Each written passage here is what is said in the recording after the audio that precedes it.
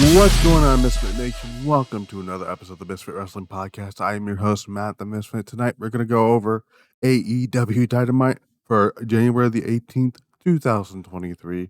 If you like what you see here, hit the subscribe button, comment down below, do all the like buttons, all that stuff. Follow the social medias, Misfit Podcast TV on Twitter, Misfit Wrestling Pod on Instagram, Misfit Wrestling Podcast on Facebook, youtube.com/@Misfit Wrestling Podcast.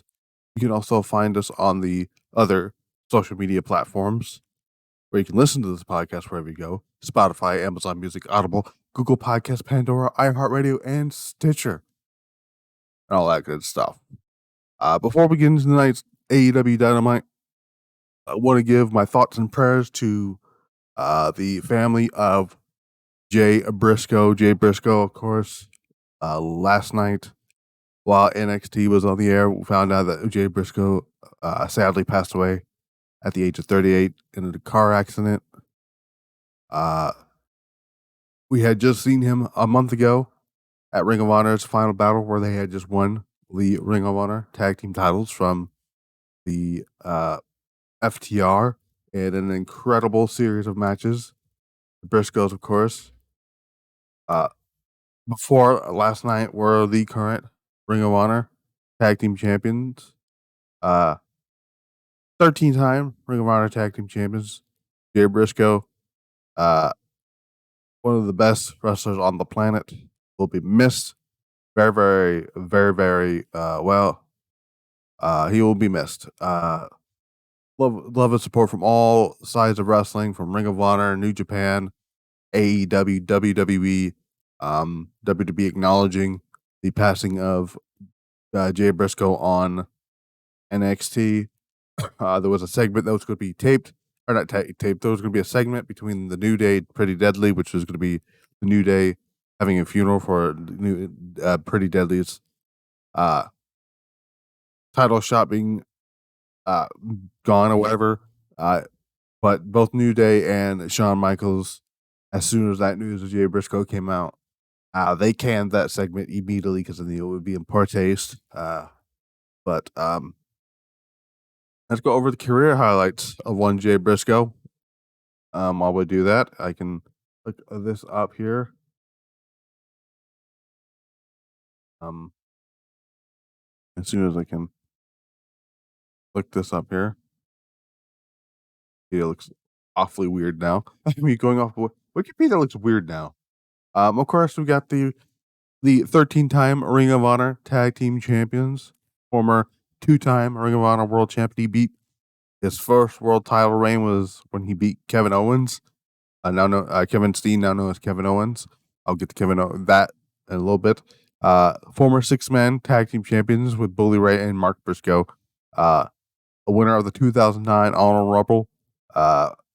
Ring of Honor Hall of Fame, went into the inaugural Ring of Honor Hall of Fame last year with the likes of his brother Mark Briscoe. It's the Briscoe brothers, Samoa Joe, CM Punk, and Bryan Danielson. Outside of Ring of Honor, in New Japan Pro Wrestling, there are former IWGP Tag Team Champions. They are former 2-time with Toriano open-weight 6-man Tag Team Champions. They are former Crockett Cup winners, former Impact Wrestling Tag Team Champions, House of Glory Tag Team Champions, GCW Tag Team Champions 3 times. I'm going to give you 5 matches, not in any particular order, of matches featuring Jay Briscoe you should definitely check out. Probably on Ring of Honor's Honor Club. They're taping right now as me talking about this. They are taping a special tribute show at tonight's Dynamite taping for Jay Briscoe. The celebration of life, basically a similar type of show that they did for Brody Lee back in 2020, in December of 2020. Here are 5 matches, not in any particular order, to go back and watch in the career of Jay Briscoe. We have Jay Briscoe versus his brother Mark Briscoe at Ring of Honor's 5th year festival finale. Brother versus brother matches are always great. Let me phrase that. Real brother versus brother matches, like, for example, Jay Briscoe, Mark Briscoe. Also, you have Cody and Dustin from Double or Nothing. But this match was really, really good. One of my favorite matches. One of my favorite sibling matches, if I have to point it out here. Probably my favorite, if I'm being honest. We have the Briscoes taking on Kevin Owens and let me rephrase that. It's the Briscoes versus Kevin Steen and El Generico at Ring of Honor's Death Before Dishonor 5. One of the best. Again, the Briscoes will go down as one of the best tag teams of all time, if not the greatest tag team of all time. They will be going into the Misfit Wrestling Podcast Hall of Fame this year. I've announced that yesterday. I've decided to do one of these. I was trying to figure out who would be a great first member of that class. And I'm like, Briscoes. So there they are. Jay Briscoe taking on Adam Cole, Supercard of Honor 7. Again, one of my favorite singles matches. Again, Jay Briscoe single run doesn't get enough recognitions. Oh, it gets enough recognition, but it doesn't get talked about enough. I think it should. Just like this match here from 2003, Ring of Honor's Final Battle, Jay Briscoe versus Bryan Danielson. I watched that match earlier today. Phenomenal stuff. Bryan Danielson, who had a fantastic, amazing match earlier tonight with Bandido, which we will get to. And of course, the last match on this list, or matches, I lumped it all into one because they're all great. The 3 trilogy matches with FTR and the Briscoes. Go back and watch all of those matches, and there's many, many more matches out there with Briscoes. You got the Briscoes versus Okada and Shinsuke Nakamura. You got all those matches out there. All that stuff on Honor Club. I encourage you to check out that stuff. Jay Briscoe, you will be missed, and there was a lot of tributes tonight. People wearing armbands of Jay Briscoe. There was Doomsday Device. There was, I believe, a Jay Driller attempt by Bandido. Also, I did make a mention that I do think that the current design of the Ring of Honor Tag Team titles should be retired. Much like the first design for the TNT Championship was retired, this should be retired, because now this belongs to the Briscoes. But let's get into AEW Dynamite. AEW Dynamite was actually a really, really, really good show. Another fun show from AEW. The second hour kind of fell flat a little bit. The women's match was the women's Tony Khan's kind of failing with me here.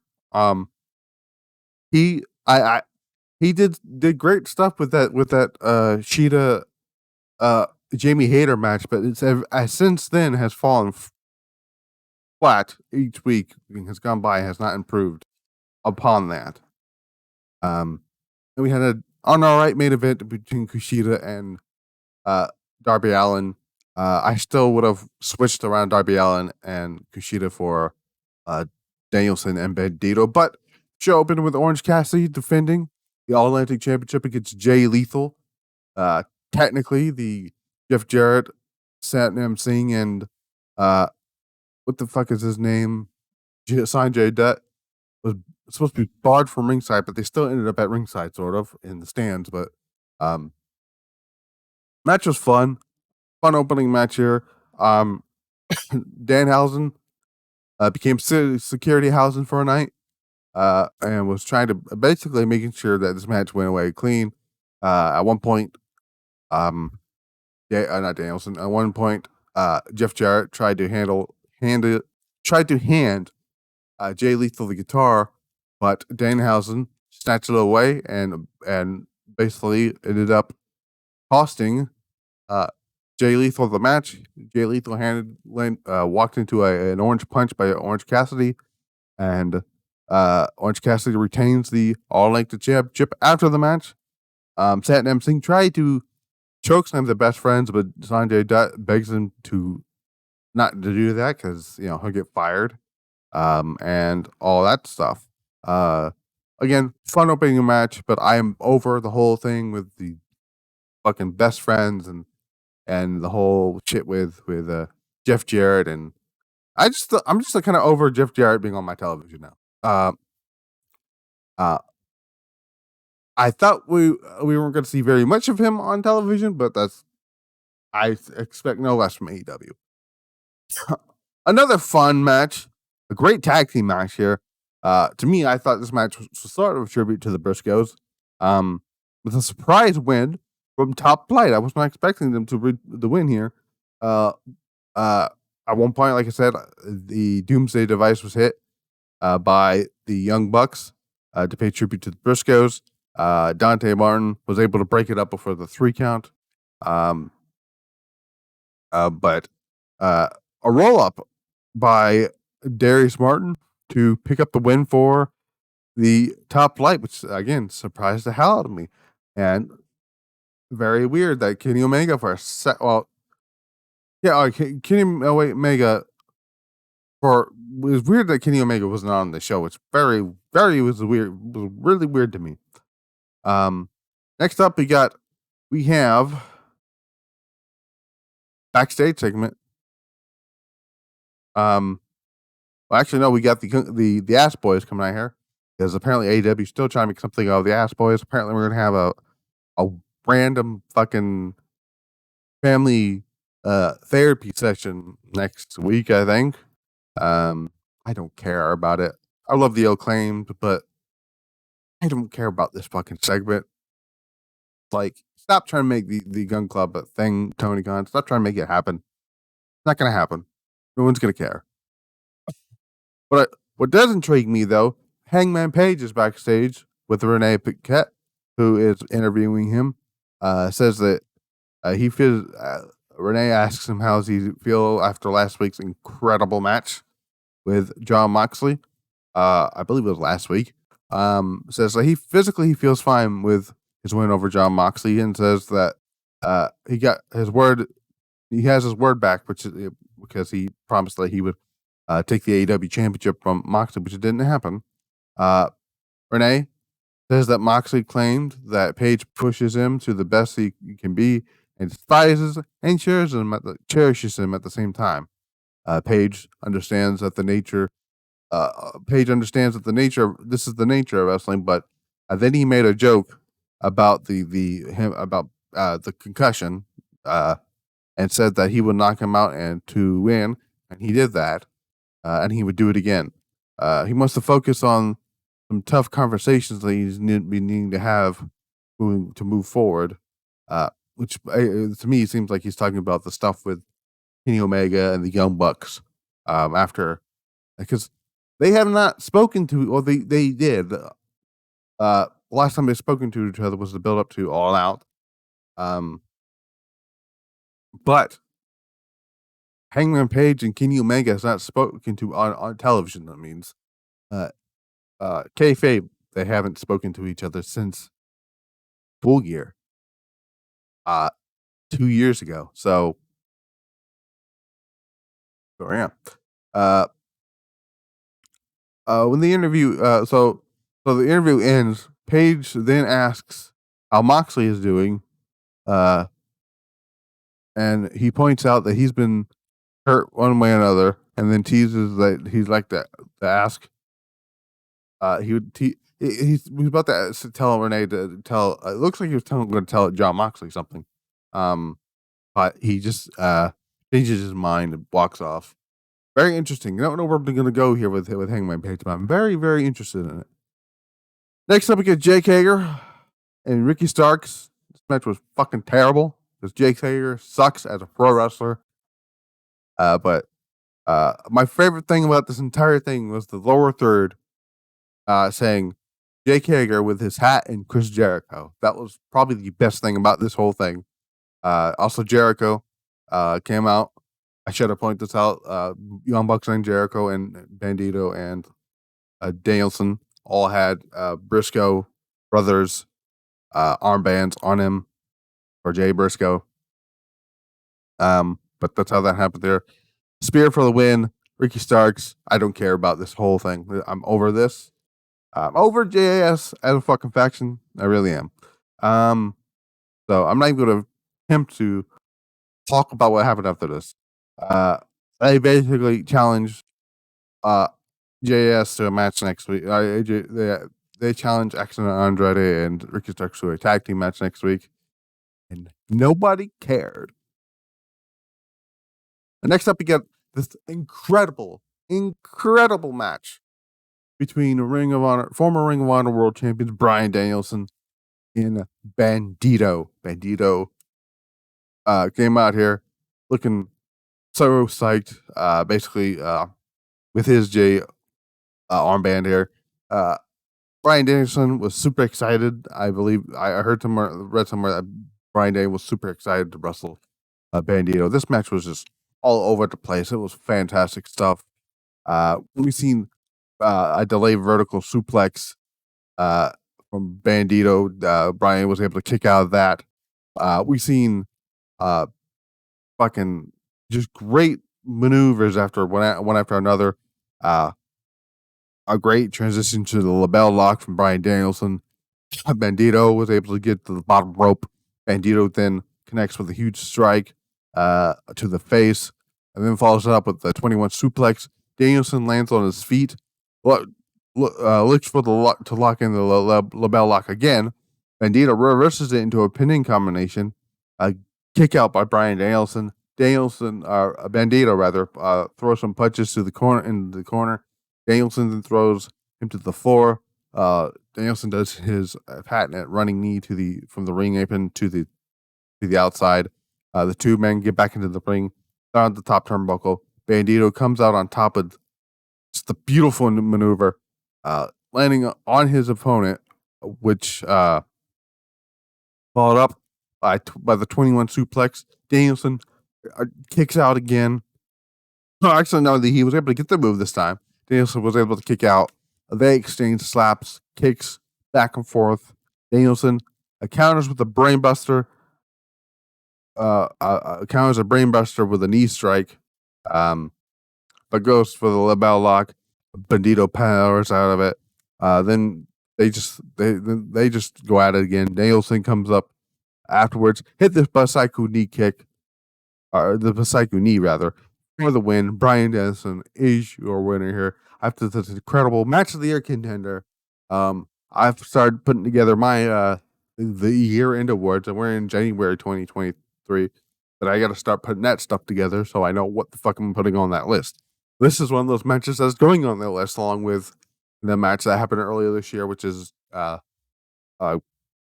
Kenny Omega and Will Ospreay from Wrestle Kingdom. MJF is shown on screen that he's starting to feel unappreciated, and sees people claiming that he's not worthy to being the world champion. He thinks people have forgotten who he is. Previously, Danielson has dealt with Mask Max, but the closer Danielson goes on his journey, the more he will slip off. He says Bryan doesn't want that because even a dragon is enough behind the monster for me, but is enough for the monster behind me, the mask or something along the lines there. Then we got a backstage segment here to set up the next match. Toni Storm defends Hikaru Shida last week, saying that she didn't mean to do that. And then immediately starts to somehow take a shot at both of them, at Shida and the AEW originals, as they call it, which angers Shida, and Saraya tells her to stay in the back tonight. Then we get a interview with Brian Cage is shown, because apparently we're going to have Brian Cage versus Bryan Danielson next week, which is something I do not want to see. Mainly because I don't like Brian Cage. I want my Shingo Takagi match, damn it. Give me my Shingo Takagi match, Tony Khan. That's all I'm asking for. Bryan Danielson versus Shingo Takagi on AEW television. If not, just bring Danielson over to New Japan and give us fucking match with Shingo Takagi, okay? Or hell, bring over Jay White and have him wrestle Bryan Danielson. Come on. Basically, MJF wants Danielson to get his arm broken. That's all I know. Next up, we got probably the worst thing on the show. if I'm being completely honest, this doesn't make sense here. Toni Storm beats Willow Nightingale via distraction and a roll up. After the match, Saraya hits Willow Nightingale. Her and Toni Storm start beating her down. Turns heel for some reason. Ruby Soho comes up to make a save. She just is watching on. None of this made any fucking sense. You seem like you were teasing a heel turn with Hikaru Shida, which would have been awesome. Heel boss Shida would have been dope. And you decided not to do it. Tony Khan's already ruined the... I'm going to be completely honest here. Saraya's run in AEW has been god-awfully shit. Her matches in AEW have been shit. I'm going to be completely honest. That match with Britt Baker was not very good. Match at fucking the Forum the other night, was it last week? The week before or something around there? Was not very good either. So, this is dumb. None of this made sense. I don't care where this is going. Like, this is not what I asked this is not what I wanted when I said, do more of what you did with Shida and Jamie Hayter. That didn't mean, keep using Jamie Hayter, keep using Hikaru Shida in matches, as much as I love Hikaru Shida and shit like that. This was not very good. None of this made any sense. This is the worst thing on the show. One of the best things on the show was Konosuke. Konosuke comes on Katesha. I can't sorry if I mispronounced the last name. I'm just gonna call him Konosuke. You know who I'm talking about. KT, if you want to call him that too. Backstage with Renee. He says he loves Bryan Danielson. He says he's his hero. He's learned so much from Danielson after last week's match. It says he will be watching his back because he doesn't trust MJF. He talks in Japanese, and then Renee asks him, "What's that mean?" and Konosuke was like, "Oh, it just means MJF is an asshole." And just smiles. Man, is a gem. I fucking love Konosuke. Main event. Darby Allin defends the TNT Championship against Kushida. This match was all right. Darby Allin wins with the Last Supper.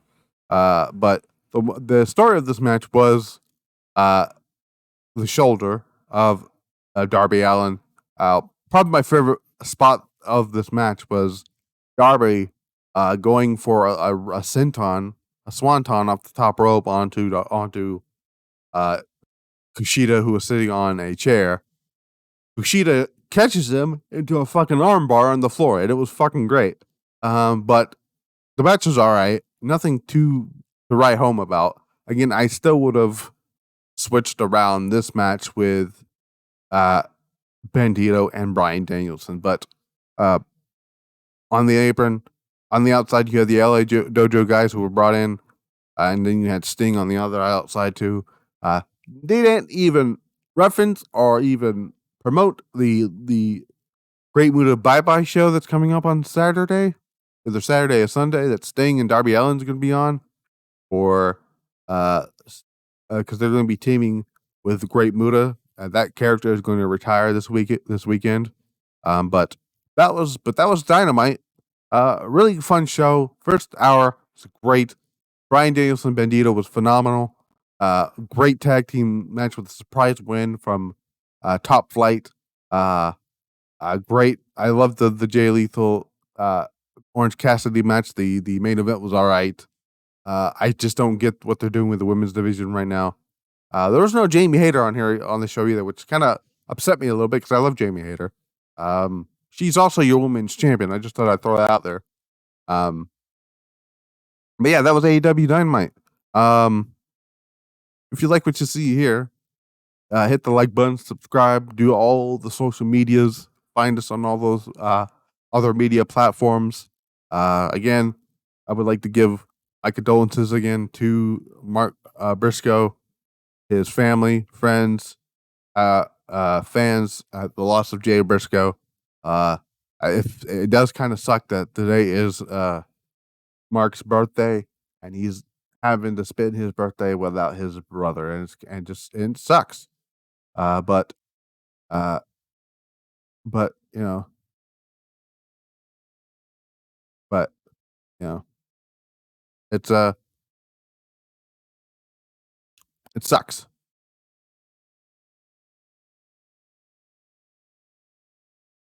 But yeah, uh, again, like I said, I've been Matt in the Misfit. This has been the Misfit Wrestling Podcast.